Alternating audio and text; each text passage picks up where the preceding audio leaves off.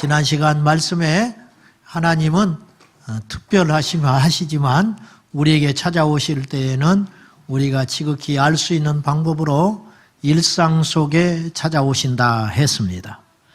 이것을 의심하거나 그렇게 만난 하나님, 어떤 사람은 불을 받았다는데 어떤 사람은 방언을 할 때 입이 꼬부라지면서 혀가 구부러졌다는데 나는 왜 그런 증상도 없이 방언을 하지?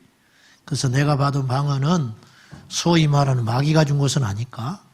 아니면 내가 방언을 하나님께 받지 못했는데 방언을 너무 사모하다 보니까 내가 지금 거짓말로 방언하고 있는 것은 아닐까? 이렇게 혹시 의심이 되는 분이 계시나요? 그렇게 의심하게 하는 것 자체가 마귀가 하는 일입니다. 하나님은 우리에게 다양하게 오셔서 만나주시고 말씀하시고 응답하시기 때문에 어떤 하나의 틀을 가지고 하나님을 만났다 혹은 그것만이 하나님을 만나는 방법이다. 그렇게 우기는 것은 대단히 위험합니다. 그래서 발생하는 크나큰 신앙의 문제가 있는데 두 가지인데 첫째는 신비주의적 신앙이에요. 신비주의적 신앙은 이루 말할 수 없는 한국계의 폐해를 낳았어요. 이것이 이제 샤머니즘적 신앙과 이렇게 연결시켜가지고 그래서 세상 사람들이 교회에 오면 속된 말로 이 무당집 같다는 그런 느낌을 받게 되는 거예요. 이런 말 자체가 자존심 상하고 굉장히 사실은 극히 위험한 소리이긴 하지만 현실이 그래요. 절대 우리가 그런 신앙생활하면 안 돼요. 신비를 쫓아가고 그렇게 하지 말고 하나님은 신비로운 분이지만 신비주의는 아니다는 거죠. 두 번째는 기계적 신앙생활을 할 수가 있어요. 기계적 신앙생활. 어떤 집회 때만 하나님을 경험하고 일상에 돌아가면 세상 사람과 다를 바 없이 살아가는 전혀 인격적으로 하나님을 인정하거나 존중하지 못하는 그래서 위선적 신앙이 되는 것이죠. 기계적 신앙생활. 왜 그러는가? 그리고 그걸 막을 수 있는 유일한 길이 있습니다. 십자가입니다. 십자가로 돌아가는 거예요. 십자가는 속일 수 없어요. 결국 신앙에는 두 종류밖에 없는데 십자가가 그 심장에 있는 사람과 십자가가 없는 사람. 십자가를 가진 사람도 아직 성화의 온전함에 이루지 못할 수 있습니다. 그러나 십자가가 있는 사람은 예수의 사람입니다. 근데 십자가가 없다. 이 사람이 아주 젠틀하고 신사적이고 열심히 있는데 가만히 보면 십자가가 없는 수가 있어요. 그거는요, 자기 자신도 속을 만큼 교묘해요. 다른 사람 속이는 건 일도 아니에요. 문제는 나중에 너무 늦게 깨닫게 된다는 거예요. 그래서 날마다 돌이키셔 봐야 됩니다. 아멘. 자, 모세를 찾아오신 하나님, 모세를 만나시고 세 가지를 말씀하세요. 그 첫째입니다. 5절 말씀 보시죠. 너무 이제 유명한 말씀이니까 이 말씀을 이제 우리가 잘 알고 있습니다. 5절 크게 읽어봅시다. 시작. 내가 선 것은 거룩한 땅이니 네 발에서 신을 벗어라. 첫째, 이리로 가까이 오지 말라. 그렇게 말씀하시는데 이 말씀은 약간 모순이 있으세요. 왜냐하면 지금 하나님이 모세를 만나러 왔잖아요. 만나러 왔으면 가까이 대면하고 뵈야 할 거 아니에요. 근데 가까이 오지 말라고 그래요. 웬일이든지. 왜 그랬을까요? 여기 하나님의 고민이 여기 있는 거예요. 하나님은 우리를 사랑하시고 우리와 함께하길 원하시고 가까이 하시지만 여러분 얼마나 우리가 예쁘겠어요. 우리가 피조물인데 부모가 자식을 낳고도 이쁘고 어떤 작가가 자기의 그림이나 어떤 조각품 하다못해 집에서 내가 만들어 놓은 애들이 만들어 놓은 유치한 장난감 하나도 버리지 않고 평생 간직하려고 하는데 하나님이 우리를 만들어 놓고 보시기에 심히 좋았다고 할 정도로 걸작품인데 얼마나 우리를 이뻐하며 우리와 함께 하고 싶으시겠어요. 근데 문제는 우리가 피조물이고 죄인인 관계로 하나님을 대면하는 순간 죽는다는 거예요. 여기에 고민이 있는 거예요. 그래서 하나님께서 모세를 통하여 일하고 싶고 만나고자 오셨지만 모세를 볼 수가 없는 거예요. 직접 만나기가 어려운 거예요. 모세를 보호하기 위해서. 그래서 하나님은 우리를 사랑하지만 우리가 주님을 직접으로 만나면, 이 세상에서 만나면 우리는 죽는 관계라는 거죠. 그래서 하나님께서 우리에게 찾아오시는 방법이 있었는데 육신을 입고 이 땅에 오신 거예요. 예수 그리스도.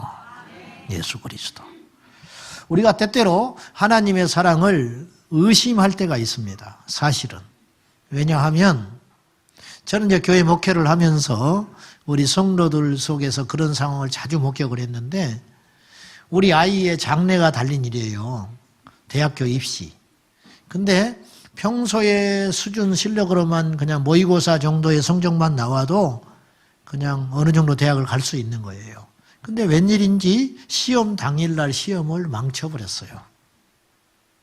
다른 아이들은 당일날 시험을 잘 볼 수도 있다는데 어째서 우리 아이는 기도하고 믿음으로 고3인데도 불구하고 교회 봉사의 끈을 놓치지 않고 열심히 주일 봉사하면서 남보다 더 열심히 살았는데 어째서 하나님이 우리 애한테 이런 결과를 허락하실까? 표현은 안 하지요. 그렇다고 해서 뭐 교회를 안 나온다는, 예배를 등한시하는 정도의 수준은 아니지만 왠지 마음속에 아픔이 있는 거예요.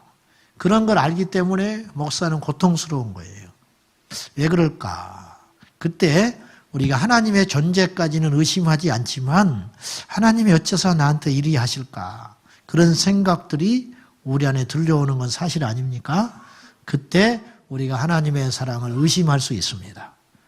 여러분 잊지 마십시오. 로마서 8장 32절 말씀에 자기 아들을 아끼지 아니하시고 우리 모든 사람을 위하여 내어주신 이가 어찌 그 아들과 함께 모든 것을 우리에게 주시지 않겠느냐. 우리 하나님께서 우리에게 당신의 아들 예수 그리스도를 우리의 육신을 입고 이 땅에 보내주셔서 그것도 왕의 자의로 보내지 아니하시고 십자가에 달려 죽기까지 우리를 사랑해 주셨는데 왜 우리가 그 사랑을 의심할 수 있을까? 혹시라도 우리의 기도가 더뎌지고 우리의 응답이 더딜 때 하나님이 계시는가 그런 의문점이 들 때는 우리가 예수 그리스도를 보아야 됩니다. 주님을 보면, 우리를 위해서 보내주신 예수 그리스도를 보면 우리를 향한 하나님의 사랑이 얼마나 큰 것인가 우리가 다시 제자리로 돌아올 수 있기 때문입니다. 모세에게 가까이 하지 말라. 그러니까 우리와 하나님의 사이는 이런 긴장관계가 있는 거예요. 사실은 우리가 주님께 예배할 때도 마찬가지고 하나님께 나올 때도 마찬가지입니다. 하나님은 우리에게 모든 것을 주시고 아낌없이 사랑해 주셨지만 우리는 하나님을 경외해야 된다는 거예요. 그냥 이게 문제라는 거예요. 이 시대가. 하나님이 우리를 사랑하신다는 것을 역이용해가지고 우리가 하나님 앞에 불신앙을 친밀감이나 사랑으로 혹시 접근하고 있지는 않는지, 우리가 하나님과 우리 사이는 이 사랑과 어떤 경외함, 이것이 함께 균형 잡히고 나갈 때 우리에게도 유익하고 하나님의 영광이 나타나게 될 줄로 믿습니다.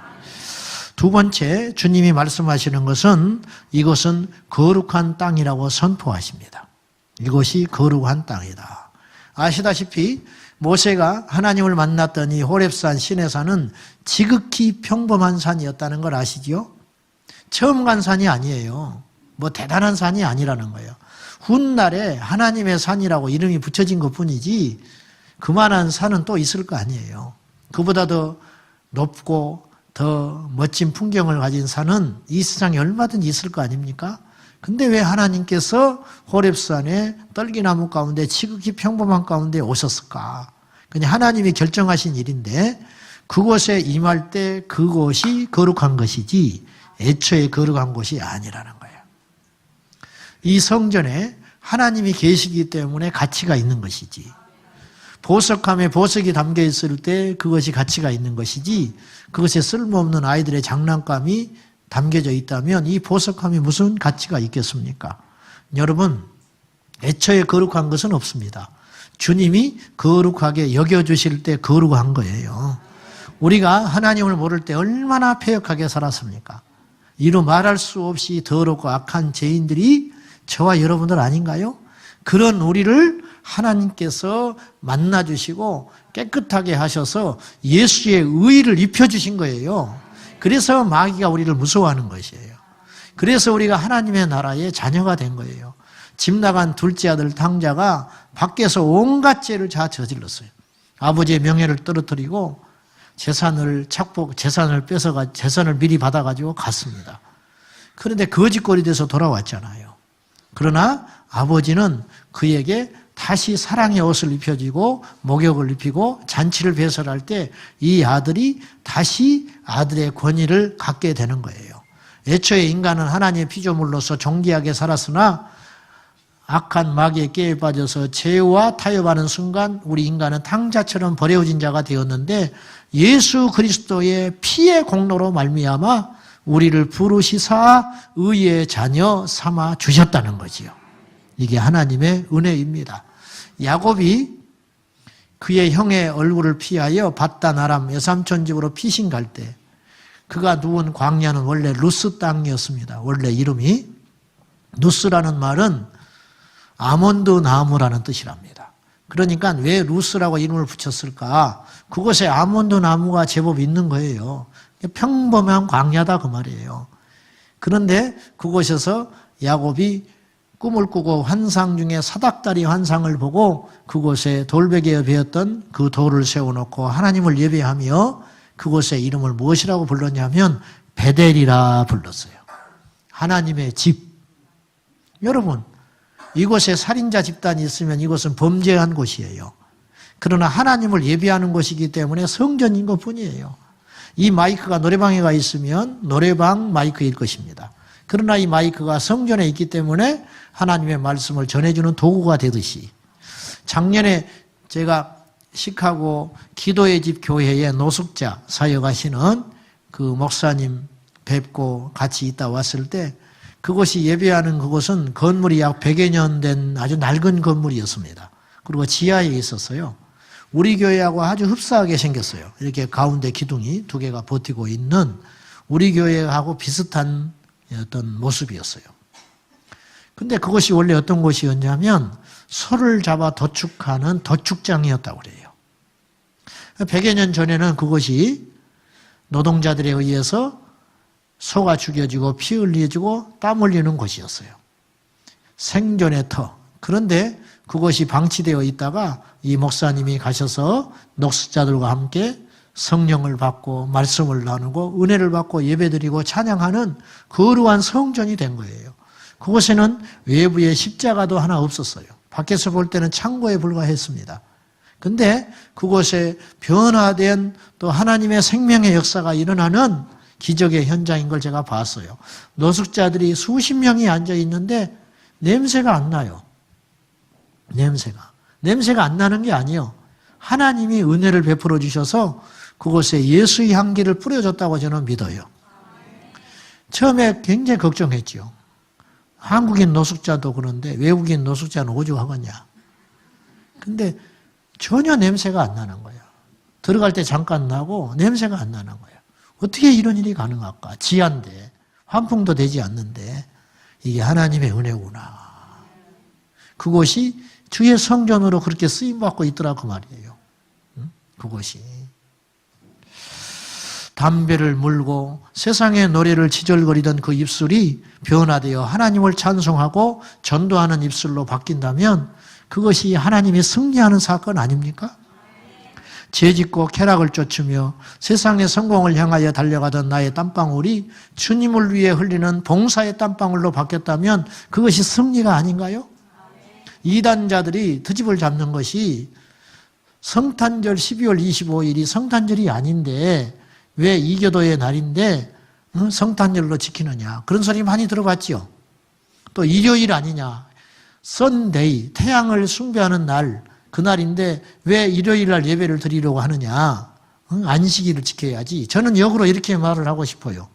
여러분, 태양을 숭배하는 그날이 하나님을 예배하는 날로 바뀌었으면 그건 변질이 아니고 승리지요.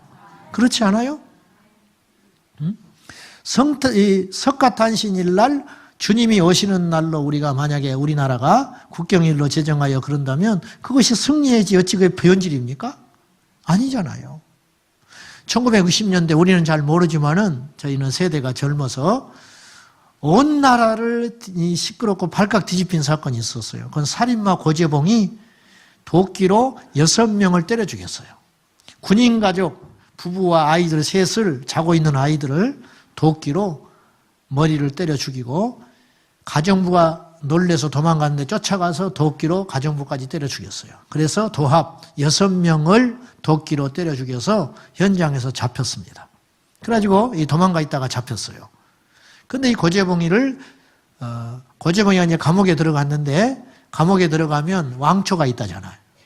난 안 가봤지만은 왕초가 있대요. 그래가지고 이제 막 들어온 신임 제수는 그 변기통 옆에 자리를 준다는 거예요. 근데 고재봉이가 딱 들어가가지고 이렇게 말했대요. 내가 6명을 때려 죽이고 왔는데 1명도 때려 죽인다고 해서 난 달라질 게 없다. 그랬더니 왕초가 얼른 일어나서 자리를 비켜주더래요. 그래서 왕초가 된 거예요. 가지고 이제 그 제수들이 이렇게 문을 빼꼼히 열고 작은 문으로 잘 있나 이렇게 보는 구멍이 있답니다. 문가에 숨어 있다가 간수가 이렇게 열고 보려고 하는 순간 손가락으로 눈을 찔러버렸어요. 고재봉이가. 그런 사람이에요.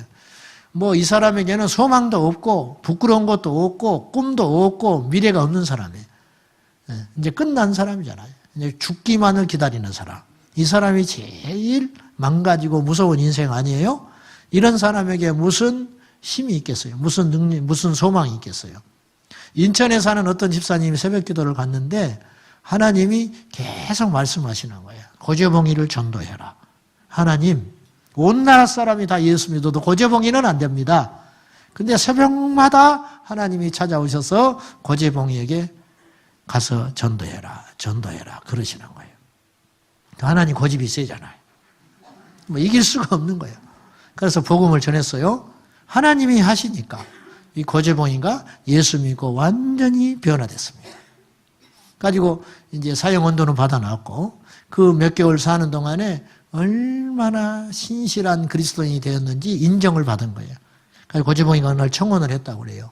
내가 이곳에서 예수를 전할 수 있는 기회를 주십시오. 그래가지고 허락을 받아가지고 제수 1800명 그리고 간수 200명이 모인 데서 자기가 만난 예수 그리스도를 회개하면서 복음을 전했습니다.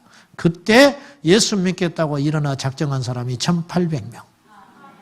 1800명이 일어나서 내가 예수를 믿겠다고 작정을 눈물로 흘렸는데 물론 그들이 나중에 다 온전히 예수를 믿었는지 아니었는지는 주님만 아시지만 남을 억울하게 죽였던 그 피 묻은 손으로 예수의 피를 증거하는 위대한 복음 증거자로 그의 생애를 마치게 됐다는 거예요. 하나님이 쓰면 이런 일도 일어난다는 거예요. 하나님은 우리의 과거를 묻지 않아요. 우리가 과거에 도둑질을 했든지 우리가 과거에 어떤 음란한 짓을 했든지 우리가 과거에 어떤 포악한 짓을 했든지 이제는 주님 안에서 새롭게 된 피조물 그것이 중요하다는 것이지요. 죄의 흔적은 남지만 그 죄에 대하여 묻지는 않으신다. 우리가 과거에 상처가 있으면 몸에 큰 수술 흉터가 있다. 그러면 칼자국은 남아요. 그러나 아프지는 않습니다. 그렇듯이 우리가 지난날 하나님께 무지하고 어리석고 혹은 원래 우리가 죄인이기 때문에 악한 짓을 하여 오늘 우리가 고난 중에 있다면 그것은 그 죄에 대한 흔적이지 하나님은 우리를 용서하셨다는 거지. 하나님은 우리를 용서하셨다. 그걸 잊지 마셔야 되겠습니다. 기억하십시오. 나이 80에 백발을 휘날리며 처량하게 자기의 양떼가 아닌 자기 장인의 양이나 치고 이제는 인생을 끝내려고 했던 모세에게 우리 주님은 찾아오셔서 양을 치는 짐승을 치는 자가 아니라 하나님의 거룩한 이스라엘 백성들을 치는 목자가 되게 하신 하나님 아버지, 그 하나님이 오늘 우리의 하나님이십니다. 하나님을 만나면 거룩해질 수 있고 하나님을 만나면 새로 시작할 수 있고 하나님을 만나면 다시 하나님께서 주신 기회가 있다는 거 잊지 마시고 예수의 이름으로 승리하시기를 축복합니다. 우리가 가는 것이 거룩해야 된다는 거예요. 우리가 주님의 성도로서 어떤 장소가 거룩한 게 아니에요. 아시겠죠? 장소가 거룩한 게 아니에요. 성지에 주님이 계신 게 아니에요. 저 북한 지하 교회에 하나님이 계시는 거예요. 이스라엘 요단강에만 주님이 계신 게 아니고 우리 주님은 저 북한에 신음하고 있는 지하 교회, 그곳에 우리 주님은 더 임재하시는지 몰라요. 자, 세 번째로 우리 주님이 모세에게 요구하십니다. 네 발에서 신을 벗으라. 뭐 너무 유명한 말씀이죠. 그리고 이제 우리가 무슨 의미인지는 대략 알아요. 뭔가를 포기하라는 거 아니겠어요? 네 마음대로 못 산다, 그런 뜻 아니겠습니까? 근데 오늘 우리가 느끼는 것보다 모세가 이 말씀을 들었을 때는 훨씬 빠르게 이해할 수 있었어요. 왜냐하면 고대에는 노예제도가 있었기 때문이에요. 그리고 노예들은 신발을 신지 못했습니다. 그러니까 발을 보면 알아요. 이 사람이 종인지 자유인인지. 그래서 모세에게 하나님이 네 발에서 신을 벗으라고 하는 요구는 너는 이제부터 나의 종이다. 너는 나의 노예야. 이제 그런 뜻입니다. 이 비슷한 말씀이 여호수아서 5장에 가면 있습니다.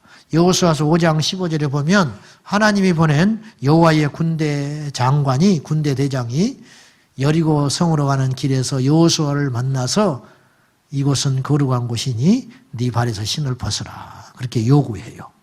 하나님의 임재가 있는 곳이 거룩한 곳이에요. 우리 교회는 하나님이 계시는가? 우리 사역에는 하나님이 계시는가? 여러분의 가정에는 정말 하나님이 계시는가? 예수님과 함께하는 흔적이 있는지 우리가 잘 새겨봐야 한다는 거예요. 거룩은 먼 곳에 있는 게 아니에요. 하나님이 함께하는 현장이 거룩이다.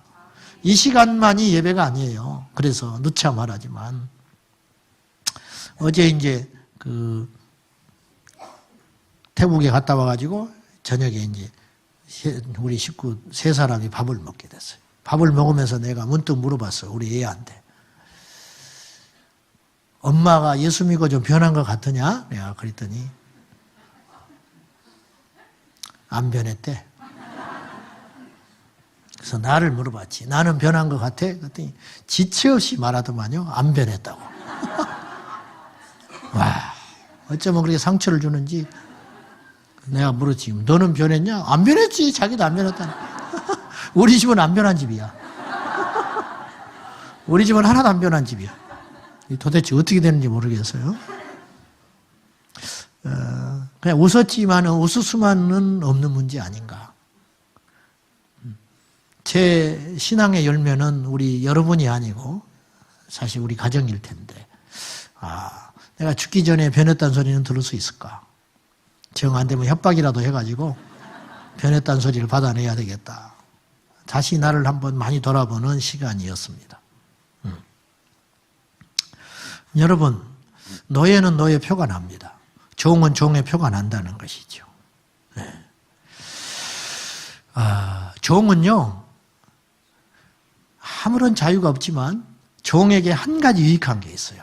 그건 뭐냐면 주인만 쳐다보면 된다는 거예요. 주인만 쳐다보고 살면 돼. 그래서 영국 속담에 이런 말이 있대요. 거지 노릇하면 그만두지 못한다. 우리나라 속담도 이런 비슷한 말이 있는데, 거지가 도승지, 승정은 어떤 버슬인데 거지가 도승지 불상타한다. 그런 말이 있다는 거예요. 응? 거지가 남 걱정한다는 거예요. 왜 그럴까? 왜 저렇게 사냐는 거예요. 내가 얼마나 편하냐는 거예요, 자기는. 뭐 지킬 것이 있은가 하며, 뭐 계획을 세울 필요가 있는가 하며, 그냥 입에서 찬성이 절로 나와. 내일 일은 난 몰라요. 아무런 계획이 없어. 그냥 있으면 먹고 없으면 말고, 누워서 따뜻하게 누울 수 있는 곳이 내 집이고, 일어나라 하면 일어나는 것이고, 아무런 계획이 없이 오직 하나의 관심만 있죠. 내 배 채우는 거. 내가 그냥 불편하지 않는 거, 이런 거. 그래서 안 된 말이지만 노숙자 생활 오래 하신 분들이 이렇게 좀 변했다가 다시 돌아가는 확률이 많다잖아요. 왜냐하면 그것이 그리운 거예요. 그냥 자유롭게. 이처럼 종은 아무것도 없지만 오직 하나의 축복이 있는데 주인만 주목하면 된다는 거예요. 우리가 주님의 종이라면 오직 한 가지만 생각하면 돼요. 주님이 기뻐하는 건 뭘까? 주님의 계획이 뭘까? 주님은 지금 무엇을 생각하고 계시며 주님은 뭘 쳐다보고 계실까? 여리고성에서 군대 장관을 만났는데 여호수아가 하나님의 군대 장수를 만났는데 그 뒤로 하나님의 미션이 떨어져요. 여리고성을 정복할 때 앞에 7 나팔을 부는 장로들을 내세우고 그 뒤에 제사장을 세우고 그 뒤에 법궤를 메고 그 뒤를 따라가거라. 그리고 하루에 한 번씩 여리고성을 돌아. 그리고 마지막 날 7번째에는 7바퀴를 돌거라. 그리고 소리를 질러라. 그러면 여리고성이 무너지리라. 13바퀴 돌고 여리고성이 무너진다는 거예요. 이게 얼마나 위험천만한 일인지 아세요? 성을 돌고 숙소로 돌아와서 다 자요. 그 사이에 쳐버리면 어떡해. 여리고성 문 열고 나와가지고. 그 여리고성은 한 번도 정복당하지 않은 초롱성이었어요. 그리고 그 성을 돌고 소리 지른다고 성이 무너집니까? 근데 어떻게 이렇게 할 수 있었는가? 신을 벗었기 때문에. 여호수아는 신을 벗은 인생이에요. 이제 하나님이 가라면 가는 것이고 하라면 하는 것이고 서라 하면 서는 것이에요. 그냥 그렇게 가는 거예요. 얼마나 부유합니까? 얼마나 강합니까? 얼마나 힘이 있습니까? 돈을 의지하는 자는 돈이 무너지면 그냥 무너지고 마는 거예요. 자기 체면에 의지하여 사는 사람은 이것이 무너지면 좌절해가지고 견디지를 못하는 거예요. 자식 자랑 삼아 살던 사람이 자식이 어느 날 망가져버리면 이제는 의지할 데가 없게 되는 거예요. 다 필요 없는 거예요. 아시죠? 다 헛되고 헛된 거예요. 오직 변치 아니하시고 영원하시고 끊어지지 않는 생수의 강 대신 우리 주 예수 그리스도, 그분만이 우리의 주인이시다는 거예요. 그래서 교회는 2가지 교회밖에 없는 것 같아요. 참 교회, 참 신앙은 예수 그리스도가 주인인 교회가 있고 예수 그리스도가 주인이 아닌 교회가 있더라는 거예요. 얼마나 많은 사람들이 주님을 팔아서 자기 욕망을 채우고 있습니까? 어떻게 아느냐고요? 내가 계획했던 일이 좌절될 때 과연 우리는 어떤 반응을 보이는가? 예수의 이름을 내걸고 열심히 주의 일을 하는 것처럼 보여요. 근데 주보에 이름 빠져버리면 얼굴 굳어진다고. 응? 주보에 이름 빠지면 얼굴이 확 굳어져 있어요. 예배 시간에 이러고 앉아있다고. 왜 내 이름을 뺐지? 뭘 빼? 그냥 실수로 빠진 거지. 뭘 복잡하게 생각해. 왜 그것이 그렇게 안 될까요? 왜? 입으로는 십자가를 이야기하고 주님을 부르는데 어째서 우리는 신발 벗기가 그렇게 어려운가? 완전히 깨뜨려져야 돼요. 없어져야 됩니다. 우리가 뭐라고? 오늘 모세가 11절에 이렇게 고백을 해요. 한번 읽어볼까요? 시작. 모세가 하나님께 아뢰되 내가 누구이기에 바로에게 가며 이스라엘 자손을 애굽에서 인도하여 내리까? 이것이 모세를 40년 동안 지탱했던 힘이라는 거 아세요? 하루도 모세는 이거 잊지 않았을 거예요. 내가 누구인데 바로에게 갑니까? 내가 누군데 이스라엘 백성들을 400년 동안이나 정사를 해가지고 종의 근성에 꽉 찌들어 있는 저들을 내가 무슨 수로 건져냅니까? 아시다시피 내가 힘이 있습니까? 내가 유력한 정치인, 내가 예전에 사귀었던 사람들이 애굽에 있기를 합니까? 내가 무슨 능력이 있습니까? 40년 동안 처가살이 40년 하는 동안에 말도 잊어버린 사람이에요. 모세가 말도 잘 못하겠다고 그러잖아요. 나중에 그런 사람을 어디에 쓰시려고? 뭐 젊다든지 무슨 힘이 있다든지 무슨 자기를 따르는 무리들이 있다든지 아무런 것도 준비되어 있지 않잖아요. 내가 누구인데 바로에게 갑니까? 이대로 바로에게 가면 그냥 죽는 거예요. 내가 무슨 수로 이스라엘 백성들을 애굽에서 건져냅니까?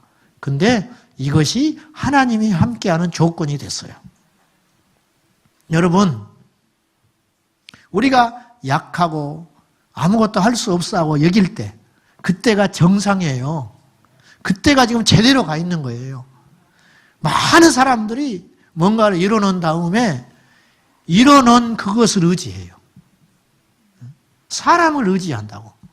힘을 의지하고 자기의 재주를 의지하고 자기의 경력을 의지해요. 그래서 예수가 없는 거예요. 그 순간에 우리 주님은 사라지고 마는 거예요. 우리의 경험이 뭐가 중요해요? 우리가 과거에 잘해놨던 게 뭐가 중요해요? 다 필요 없는 거예요. 우리가 세상에 사는 동안에 무시 안 당해봤지요. 근데 교회에 오는 순간에 무시당하잖아. 무시당해야 되는 거예요. 세상 사는 동안 실패 안 해봤지요.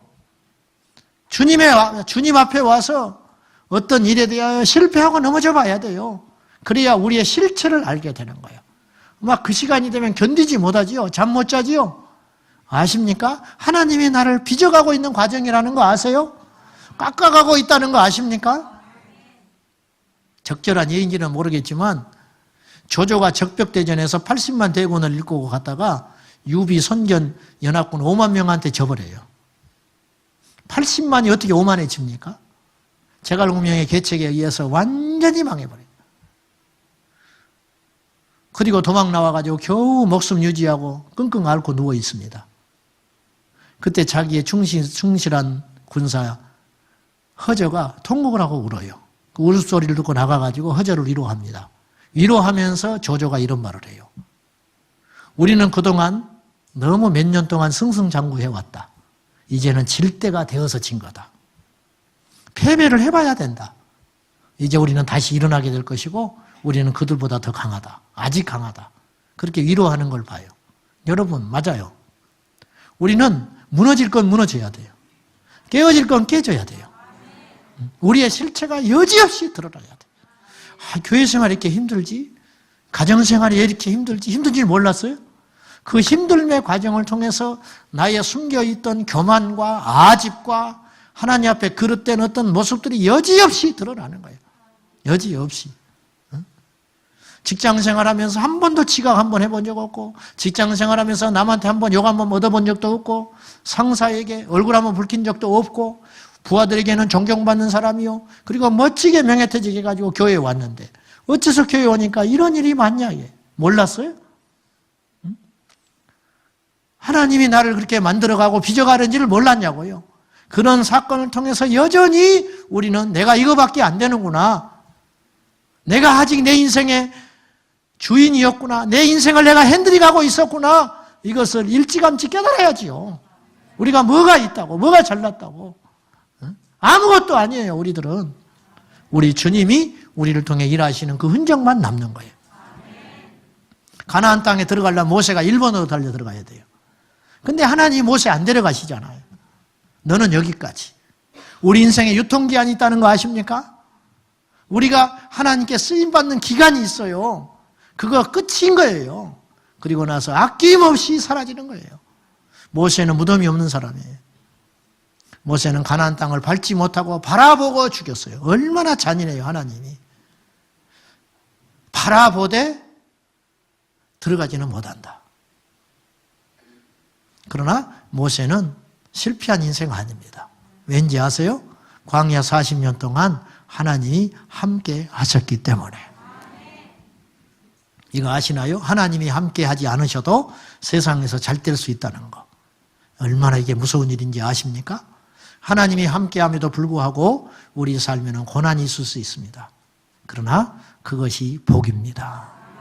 어떤 사람이 함부로 저 사람이 하나님이 함께한다, 하나님이 떠났다는 소리는 절대 해서는 안 돼요. 이 땅에서 우리가 많은 것을 누리고 형통하고 잘되고 돈 걱정 없이 염려 없이 사는데 예수님하고는 점점 멀어지고 있다. 이게 사탄의 덫이라는 거 아시나요? 사탄의 덫. 지금 덫에 빠져서 허우적거리는 사람들이 너무 많아요. 우리도 점점 위험해지는지 몰라요. 오늘 다시 십자가로 갑니다. 우리가 다시 신발을 벗어야 하겠습니다. 주님께로 가서 주님만이 우리의 주인이시라고. 입으로만 그렇게 말하지 말고 제발 우리 삶의 일상의 모든 영역에서 우리 주님이 왕이시라고. 일제시대 이세종 선생은 우상을 숭배했던 사람입니다. 자식이 없었기 때문에 산당을 짓고 우상을 숭배했어요. 그러나 느지막하게 선교사가 전해준 복음을 듣고 예수를 믿었습니다. 이분은 원래 남의 종이었습니다. 가난과 무시받는 게 죽기보다 싫어서 악착같게 일한 결과 그는 지주가 됐습니다. 많은 땅을 소유한 지주가 됐는데 어느 날 예수님을 만나고 그의 방에서 성경을 읽다가 누가복음 19장 삭개오의 사건을 읽다가 자기가 삭개오라는 걸 발견을 했어요.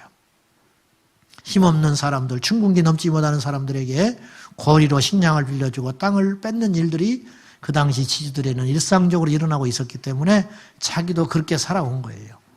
내가 삭개오구나. 그래서 그날 저녁에 자기에게 빚진 자들을 자기 집으로 다 불러다 놓고 그 마당에 모아놓고 빈 문서에 불을 질러버립니다. 그리고 땅 문서를 다 돌려줘요. 그랬더니 동네 사람들이 탐복을 하고 돌아가서 공적비를 세우려고 합니다. 세우지 마라. 근데 이분들이 공적비를 마을 입구에다가 이세종 선생의 그 선행을 기리면서 공적비를 세워줬어요. 어떻게 한지 아세요? 밤에 가서 그 공적비를 땅에 묻어버렸어요. 이세종 선생이 십자가를 붙들기까지는 두 가지의 과정을 통과해야 했어요.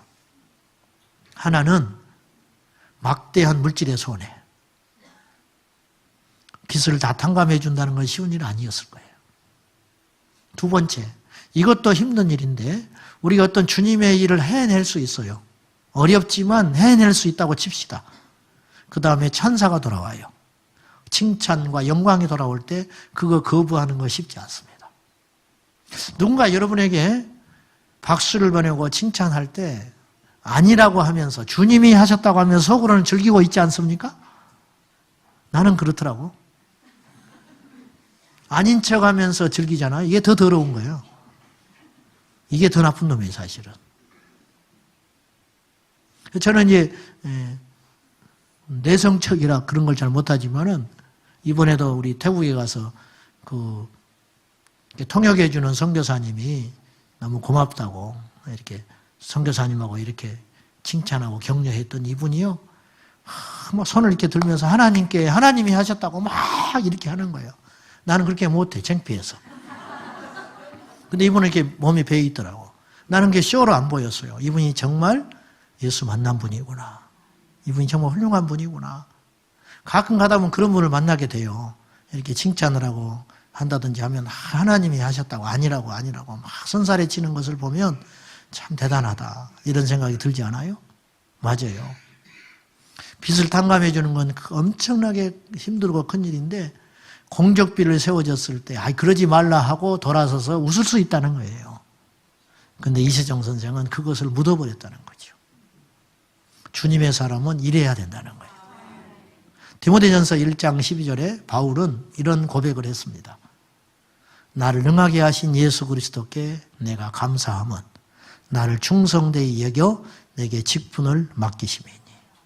나를 능하게 하신 분, 죽은 사람을 살리고 귀신을 내쫓고 안짐에 일으키게 하셨던 그 능력을 주님이 주셨다. 그래서 내가 어찌 주님께 감사하지 않겠냐.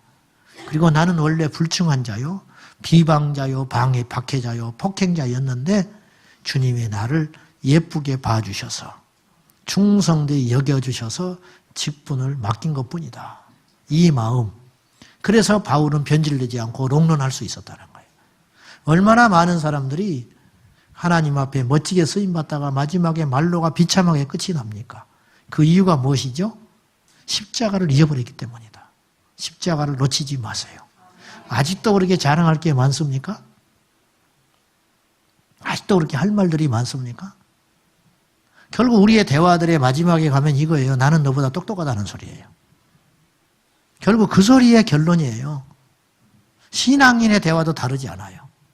목사들의 대화도 다르지 않아요. 결국은 무엇이냐면 너보다 내가 똑똑하다는 거예요. 내가 너보다 믿음이 좋고 내가 너보다 더 일찍 왔고 내가 너보다 더 오래 신앙생활을 했고 내가 너보다 너무한 헌신을 했고 희생을 했다. 네가 몰라서 그렇지 나 그런 사람이다. 그거 이야기하려고 대화하는 거예요.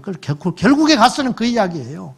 아닌 척하고 있지만 입에 자갈을 물어버리세요. 이 더러운 입술을 봉하자고요. 입만 열면 예수 향기 나가는 게 아니고 나의 의와 자랑이 나간다는 것은 아직도 내 안에 주님의 십자가가 약하다는 증거 아니겠어요? 십자가는 걸려있는 게 아니에요. 우리 심장에 와서 박혀야 되는 것이지 목에만 걸고 다니는 게 십자가가 아니더라는 거예요. 과연 나는 발에서 신을 벗었는가? 나는 온전히 죽었는가? 그때 주님께서 하시는 일이 있는데 내가 너와 함께 한다. 모세 하나님이 택한 그릇인 것뿐이에요. 하나님이 모세 아니고도 누구든지 택할 수 있어요. 근데 하나님이 모세를 택해 주신 거라니까요. 우리 아니고도 하나님은 얼마든지 영광을 받으실 수 있다는 걸 기억하셔야 돼요. 근데 하나님의 사랑과 은혜는 무엇이냐면 그런 우리를 택해 주셨다는 거예요. 자다가 벌떡 일어날 일이야. 한 번씩 꼬집어봐. 나는 내가 어떻게 목사가 됐지? 나는 목사가 되려고 했던 사람도 아니고 주변에서 되란 사람도 아니고 예수를 믿지도 않았던 사람인데 하나님이 이 더럽고 악하고 폐역한 것을 부르사 목사가 되게 하시다니. 이거 이럴 수가 있는가? 어떻게 이런 일이 가능할까? 하나님이 하셨다. 말로만 하지 말고 우리 모두가 각자 그릇이 다르지요. 전부 큰 그릇만 되면 어떡해? 작은 그릇도 있고 큰 그릇도 있고. 우리가 이번에 태국 가서 사역했던 교회가 CVC 교회라는 교회였는데 가서 제가 느끼는 게 있었어요. 사람들이 안 보여, 교인이. 교회가 큰데. 나중에 이제 사석에서 목사님하고 이야기를 해봤어요. 선교사님이랑 같이. 근데 그 교회가 500명이란데요, 500명. 그 선교사님이 저한테 힌트를 줬어요. 이 목사님이 어떤 분이냐면 우리나라로 치면 태국의 지도자 중에 한 분인데 영적 지도자인데 우리나라로 치면 돌아가신 오카네 목사님 정도의 레벨이라는 거예요.